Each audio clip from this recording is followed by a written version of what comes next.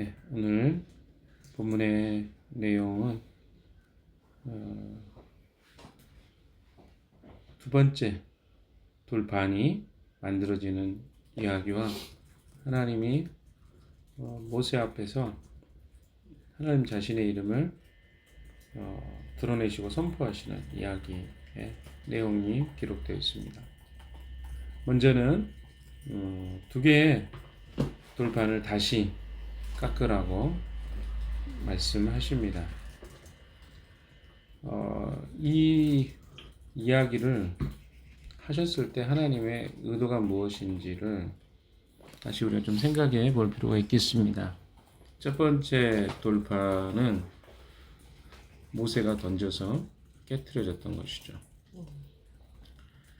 물론 우리가 여러 이야기들 속에 이 돌판이 깨트려지는 의미가 다양하게 있겠습니다만은 모세가 그 돌판을 깼던 그것은 그들의 범죄, 개인의 성정 화가 나서 돌판을 깼다고 보기도 합니다. 사람들이. 그러나 이것은 분명하게 이 이스라엘 백성들의 죄에 대한 심판의 의미로 약속하셨던 그 언약에 대해서 전혀 지킬 수 없는 상태에 있었기 때문에 그 돌판을 깨뜨렸던 부분이 분명히 존재합니다.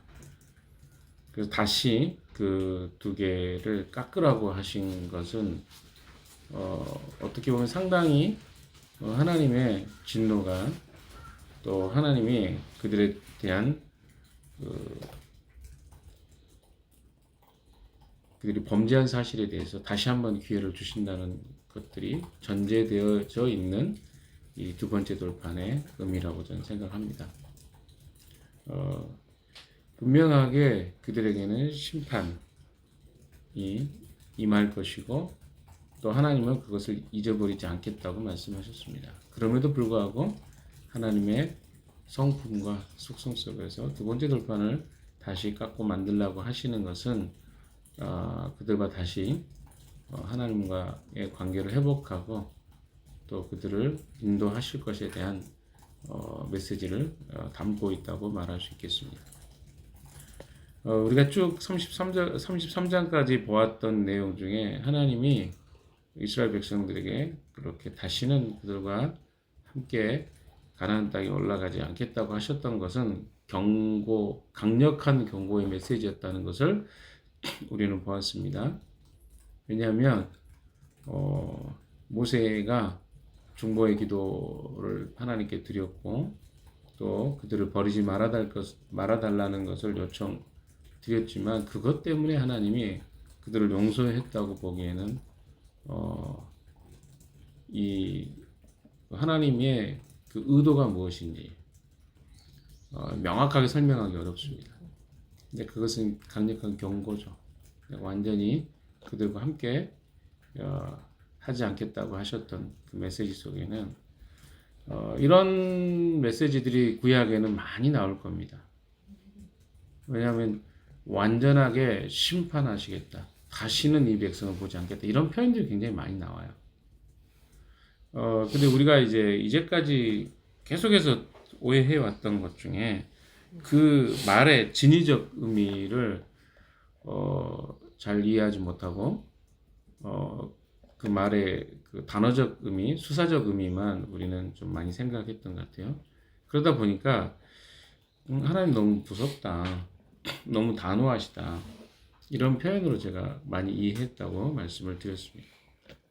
하나님의 그 감정, 인간의 언어적 표현으로 어떤 표현을 하실 때 굉장히 강력하게 이스라엘 백성들에게 그 자리에서 돌아설 것들을 강력하게 요하십니다.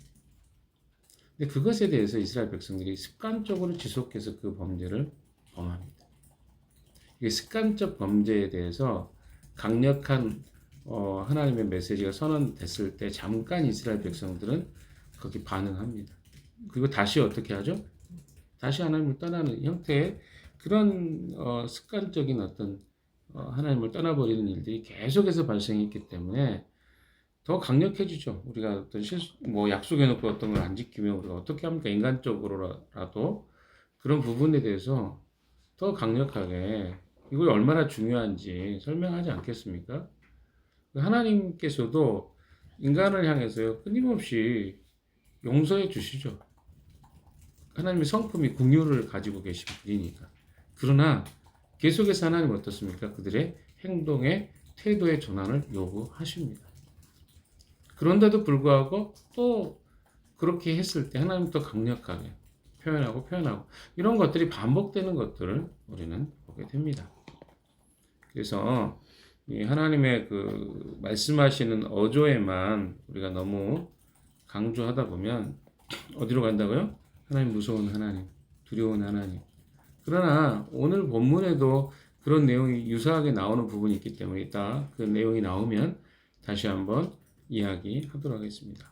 그래서 두 번째 돌판을 깎으라고 했을 때 거기에는 하나님의 다시 한번 성품이 보여주죠. 하나님의 불쌍한 자, 연약한 자들을 긍휼히 여기시는 그 긍휼하심이 이 두 번째 돌판을 다시 깎으라고 했을 때는 전제되어 있는 그 이야기인 것을 우리는 기억할 필요가 있겠습니다.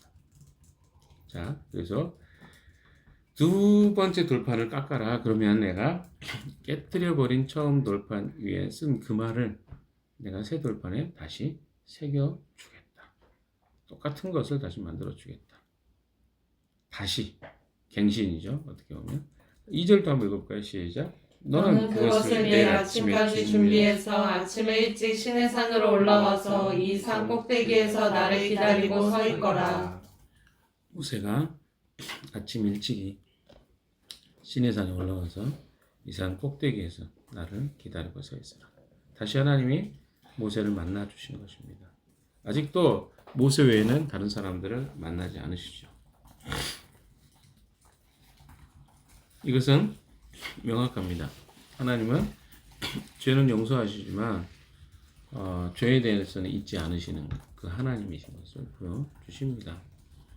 그래서 모세와 다시 만나 주실 것을 이야기하죠. 모세는 그런 우상숭배의 죄를 범하지 않았기 때문에 그렇습니다. 3절 그러나 아무도 너와 함께 올라와서는 안 된다. 이 산이 어디에도 사람이 보여서는 안 된다. 산 기슭에서 양과 소에게 풀을 뜯기고 있어서 그러니까 하나님의 임재가 있을 때 반드시 이렇게 하나님이 말씀하시죠. 이스라엘 백성들이 그렇게 하다가 죽을 수 있기 때문에 그렇습니다. 하나님의 거룩성은 이렇게 계속 표현됩니다. 하나님의 우리가 이 하나님의 용서와 자비와 사랑에 너무 많이 관심을 갖게 되는데 그래서 우리 위주로 해석을 합니다. 하나님을 만홀히 함부로 대해도 되는 존재로 생각하는데 그런 분이 절대로 아니라는 것을 계속해서 하나님은 표현하십니다. 신약과 구약 전체를 통해서 하나님은 우리가 가볍게 그분을 여기고 대할 수 없는 분인 것을 계속 이야기하십니다. 우리가 아무리 용서와 사랑을 받았어도 그분을 거룩하신 하나님 앞에서 가볍게 대할 수 있는 그런 분은 아니라는 것을 이야기하시죠. 4절에 모세는 주님께서 그에게 명하신 대로 돌판 2개를 처음 것과 같이 깎았다. 이튿날 아침에 일찍 일어나서 그는 그 두 돌판을 손에 들고 시내산으로 올라갔다. 제가 4절 읽었었네요. 자, 5절 다시 한번 읽어봅시다. 시작. 그때 주님께서 구름에 쌓여 내려오셔서 그와 함께 거기에 서서 거룩한 이는 주를 선포하셨다. 자, 하나님이 모세가 그렇게 올라왔을 때 이제 하신 일이 있습니다. 여기서 우리가 이게 무슨 의미지라고 생각하실지 모르겠어요. 5절에 보시면요. 구름에 쌓여 내려오셔서 하나님 자신을 다 드러내지는 않으셨죠. 왜죠? 모세를 위해서 그렇죠. 하나님 거룩하신 그 하나님을 직접 보는 자는 즉사해요. 우리의 죄 때문에 그렇습니다. 모세도 여전히 인간의 모습을 가지고 있기 때문에 하나님 앞에 설 수가 없는 거예요. 온전한 모습으로. 거기서 근데 주님이 그와 함께 서서 거기에 서서 이 표현이 굉장히 중요합니다. 하나님이 누구와 함께 서 있어요? 모세와 함께 서서 라는 표현이죠. 아니 어떻게 하나님이 모세와 함께 서 계실 수가 있어요. 그건 모세에게 엄청난 영광이죠.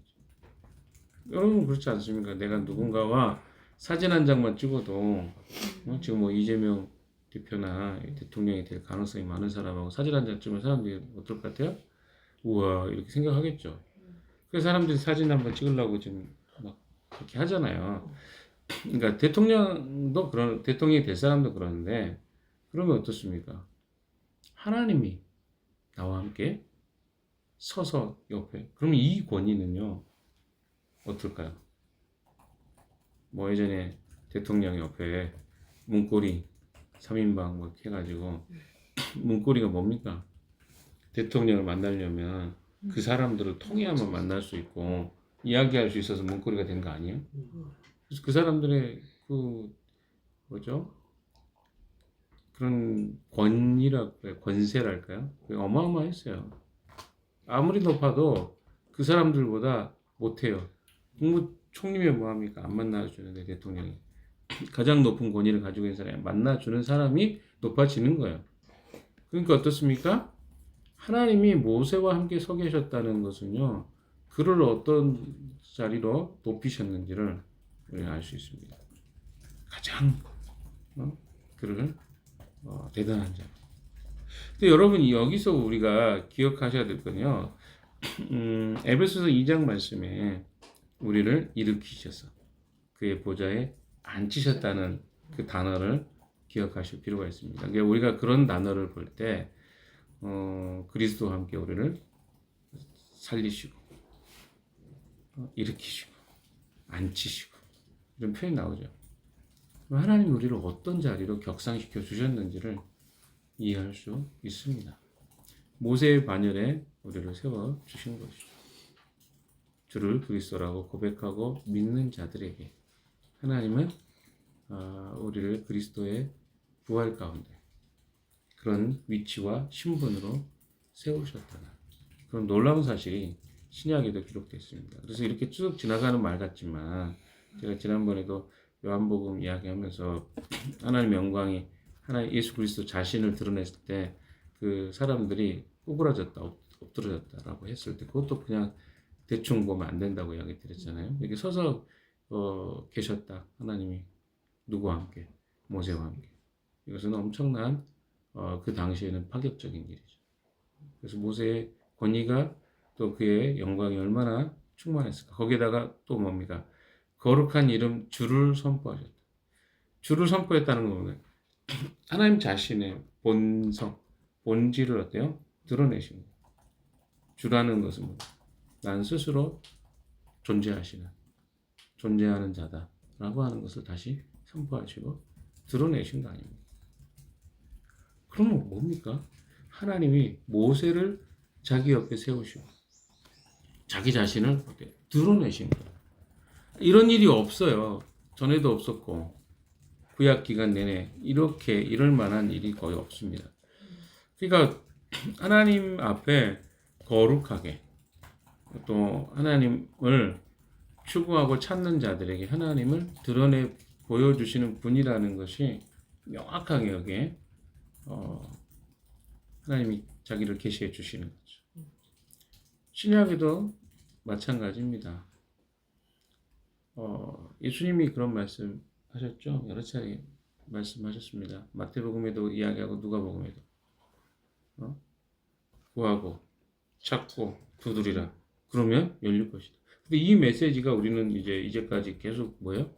우리의 필요와 뭐 쓸 것을 공급해 주시는 이런 기도로만 했지만 하지만 엄밀하게 그 내용의 뒤에 보면 마태복음에는 좋은 것으로 누가복음에는 성령으로 그러니까 성령을 내게 허락해 주지 않겠느냐. 구하고 찾고 두드리는 자에게. 그러니까 주님을 찾고 구하고 두드리면 어떻게 한다고요? 주님이 우리에게 자기 자신을 드러내시고 보여주시는 것에 대해서 모세는요. 하나님을 정말 찾는 자였어요. 물론 모세가 대단했다고 보기에는 좀 그렇습니다. 하나님 그를 세우셔서 그를 어떻게 합니까? 모세와 그런 어떤 대제사장과 같은 자로 또 백성들의 대리자로 중보자로 세우셨기 때문에 그게 가능했겠죠. 그러나 또 그 또한 하나님이 그를 세우셨던 것뿐만 아니라 그 자신도 하나님 앞에 어때요? 그 영광과 하나님의 존귀하심이 드러날 수 있을 만큼 우상과 죄에 타협하지 않았다는 것. 이것은 명확합니다. 그러니까 하나님 백성으로서 하나님을 찾고 구하며 그 하나님과 교제함으로 즐거움을 찾는 자들에게 하나님은 그들을 만나주시고 함께 해주시고 그가 경험할 수 있는 최고의 하나님과의 함께함, 그러니까 거룩하신 하나님을 만나고 또 그와 교제할 수 있는 축복이 있다는 사실을 오늘 성경 본문을 통해서 우리에게 이야기해 주고 있다고 저는 생각합니다. 그래서 우리가 그리스도인으로서 최고의 누릴 수 있는 영광은요, 하나님의 임재를 경험하는 것입니다. 그것이 우리가 추구할 것들이에요. 그래서 구하고 찾고 두드리는 거죠. 계속 주님, 주의 성령을 얘기 허락해 주십시오. 이미 우리에게 성령이 허락됐어요. 그러면 근데 여기서 말하는 그 성령을 허락해 주시겠다는 것은 이미 그리스도인이라면 우리 안에 성령이 거주하십니다. 근데 그분이 충만하게 우리를 다스리시고 통제하시고 이끌어 가실 것을 구하는 것이겠죠. 그냥 단순히 성령이 내게 성령이 없는데 내가 구하면 내 안에 임재하겠다 그런 말이 아니에요. 여러분 잘 이해하셔야 됩니다. 그리스도인이 이미 예수 그리스도를 믿는 순간에 성령이 우리 안에 내주하십니다. 그러나 여기서 이야기하는 성령을 구하는 것은요, 단순히 그런 성령이 내게 내주해 주십시오라고 구하는 것이 아니라 나를 완전히 충만하게 통치하시고 다스리시고 주재해 주시기를 구하는 기도라는 사실을 여러분이 인지하셔야 돼요. 그 헷갈리는 사람이 아직도 있어요. 내가 주님의 영이 내 안에 함께하지 않는데 혹은 나를 떠나버리셨는데 붙잡는 이런 의미가 아니라 이미 내 안에 내주하시지만 나의 불순종과 또 하나님을 온전하게 따르지 않는 그 삶으로 인해서 내가 엉망이 되어버리면 주님이 김용 목사님 강의에도 그런 내용 나오죠. 소멸의 단계는 아니지만 하나님과 우리의 친밀한 관계가 어떻게 됩니까? 단절되는 관계로 나아가죠. 그래서 그 단절의 관계가 오래되면 어떻게 됩니까? 성령의 소멸. 성령이 우리 안에 내주하지 않는다는 게 아니라 성령이 전혀 우리 삶에 활동하지도 않고 역사하지도 않는 단계로 가면 안 된다는 것이죠. 그래서 그분을 찾고 구하는 것은 우리의 숙제라고 할 수 있겠습니다. 6절 이제 계속해서 봅시다. 주님께서 모세 앞으로 지나가시면서 선포하셨다. 나 주는 자비롭고 은혜로우며 노하기를 더디하고 한결같은 사랑과 진실이 풍성한 하나님입니다. 하나님이 아까 5절에도 그렇게 나왔지만 거룩한 이름 주를 선포하셨다는데 어떻게 선포하셨냐? 주 나는 자비롭고 은혜로우며 노하기를 더디하고 한결같은 사랑과 진실이 풍성한 하나님입니다. 자, 이 말씀 어디에? 하나님이 분노하시는 하나님. 근데 이제 또 어떤 사람들은 찾죠. 여기 노하신다 그랬잖아요. 노하긴 하시네요. 노하기를 더디하신다 그랬지. 노하기 않는다고 하시는 건 아니니까. 이렇게 찾으면 할 말이 없어요. 근데 하나님은요, 여기에 나와 있는 성품은 하나님이 어떤 분인가 본질적 하나님 자신을 드러내신 거네요. 자비롭고 은혜로우시고 노하는 걸 더디하시고 정말 더디하신 것 같아요. 왜냐하면 지금 인간들의 상태는요, 타락한 과거의 모습들보다 훨씬 더 타락한 모습입니다. 근데 하나님 어때요? 참고 심판을 연기하고 계시잖아요. 이미 심판하셔도 되는데 기다리시잖아요. 그 백성들이 죽게 돌아오기까지. 또 한결같은 사랑과 진실이 풍성. 한결같아요. 그러니까 사람은 어떻습니까? 막 바뀌어요. 이 말 해놓고 안 지키고 저 말 해놓고 안 지키고 얼마나 많습니까? 그러나 하나님은 한결같은 사람, 똑같이 살아나십니다. 그리고 진실이 풍성한 하나님 진실하십니다. 변개하지 않을 뿐만 아니라 진실하시다. 늘 우리를 앞과 뒤가 다르게 대하지 않고 투명하게 우리를 대하시는 하나님. 그분이 어떤 분인가를 모세에게 다 드러내고 하나님 정말 투명하신 분. 영광이죠. 엄청난 일입니다. 하나님 자신, 그러니까 자기의 이름을 드러내고 자기가 누구인가를 이야기하는 것은요. 처음 만난 사람하고 합니까? 그런 이야기? 이상한 사람이죠. 만나자마자 저는요 사실 나쁜 놈이에요. 제가 그렇게 안 보이겠죠. 뭐 이렇게 말하는 사람이 어디 있습니까? 이상한 거죠. 오랜 깊은 교제와 사귐 그리고 그 사람과 안전하다고 생각할 때 자기 연약함을 이야기해도 된다고 생각할 때 그때 이야기하는 거지. 그 목적도 단순히 정보를 주는 게 아니라 어떤 내가 누구인가를 더 분명하게 드러나서 더 친밀해지는 관계가 된다고 생각할 때 그 이야기를 하는 거지. 그냥 이야기하는 사람 없습니다.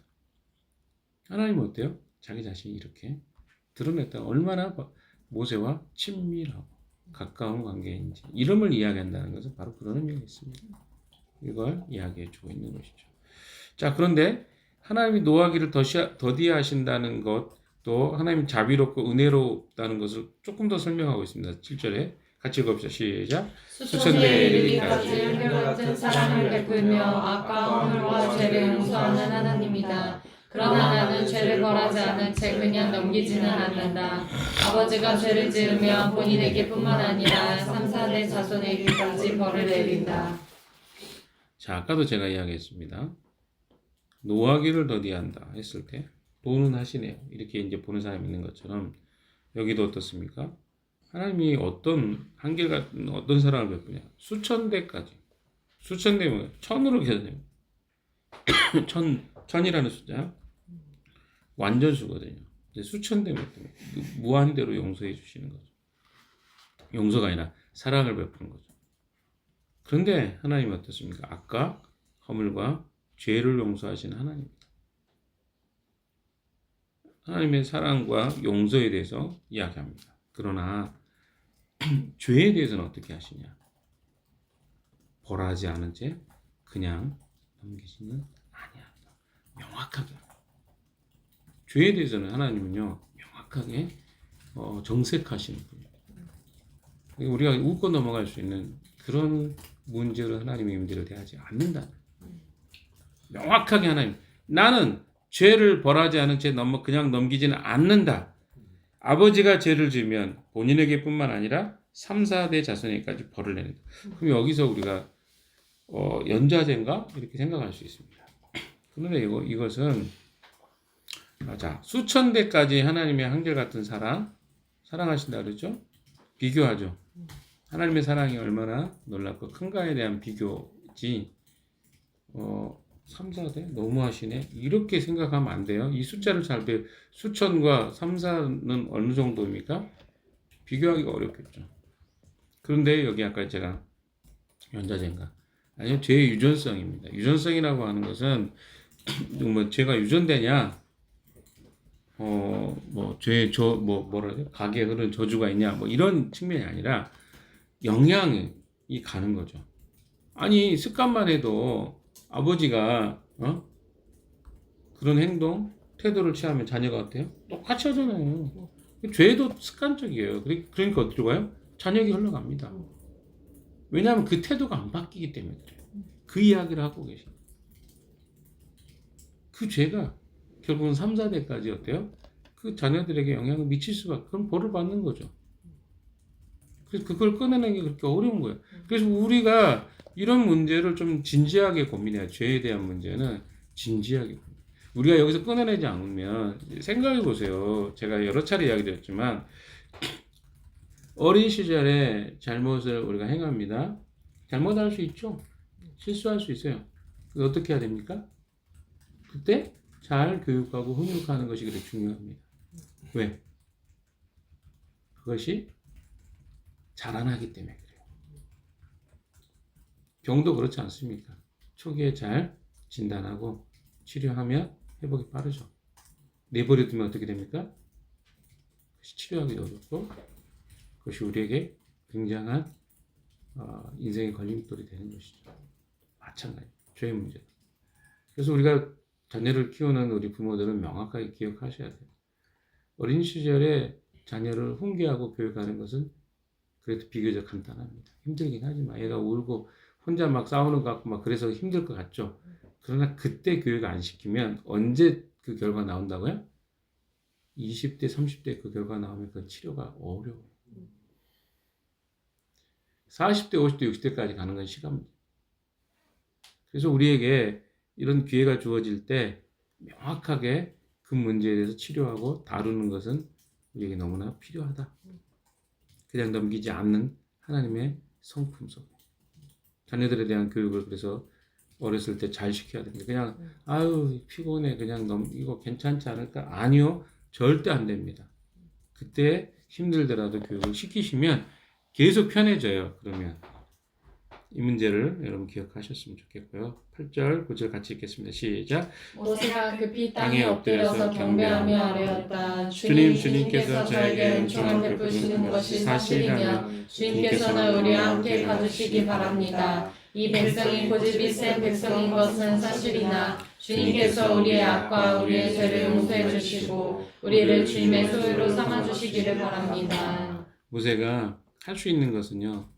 이렇게 자기 자신을 드러냈을 때 급히 엎드리는 것 외에 없었습니다. 하나님의 임재가 나타나고 하나님의 그 경외로우신 그 거룩하심을 드러내며 인간은 어떻게 하냐면 경배하는 것, 예배하는 것 외에는 없습니다.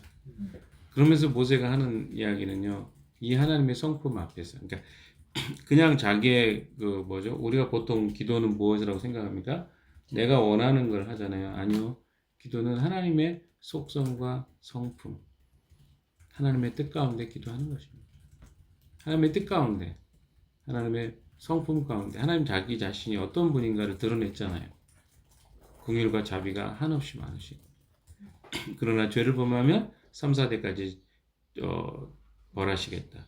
그 앞에 모세가 엎드려 기도합니다. 하나님 이 백성을 용서해 주십시오. 우리와 함께 해 주십시오. 그리고 어떻습니까? 이 백성이 고집이 센 것은 사실이지만, 고집 센 것은 사실이다. 고집이 뭐예요? 죄의 한 단면인 거예요. 고집이 세다는 거. 우리 안에 고집이 센 사람들 자랑하지 마세요. 고집 센 거. 고집은요 죄의 한 단면입니다. 그렇지 않습니까? 돌이키지 않는 거잖아요. 주님께서 우리의 악과 우리의 죄를 용서해 주시고 우리를 주님의 소유로 삼아 주시기를 다시 청합니다. 하나님이 이 기도에 반응하셔서 어떻게 하십니까? 다시 그들과 언약을 세우시는 것이 목요일날 하게 될 내용입니다. 저는 여러분 하나님의 성품이 어떤 분인가 묵상하십시오. 근데 자꾸 부정적인 사람들은 뭐만 파고들어요? 이렇게 많은 그 긍정적인 요소가 있는데 굳이 내가 느끼고 내가 생각하기에 부정적인 요소 찾아가지고 이렇기 때문에 나는 어려워. 뭔가 새로운 걸 해보자 그러면 그 부분이 먼저 보이는 사람이 있을지 모르겠습니다. 그러나 하나님은 하나님 앞에 우리가 하나님은 훨씬 우리에게 긍정적인 것들 많이 이야기해 주셨기 때문에 거기에 우리가 집중하시고 또 하나님의 속성 앞에 다시 엎드리고 나아가고 회복하고 또 하나님의 감사를 누리는 그런 하루가 되셨으면 좋겠습니다. 오늘 하루도 그런 주님 경험하는 여러분 되시기 바랍니다. 기도하겠습니다.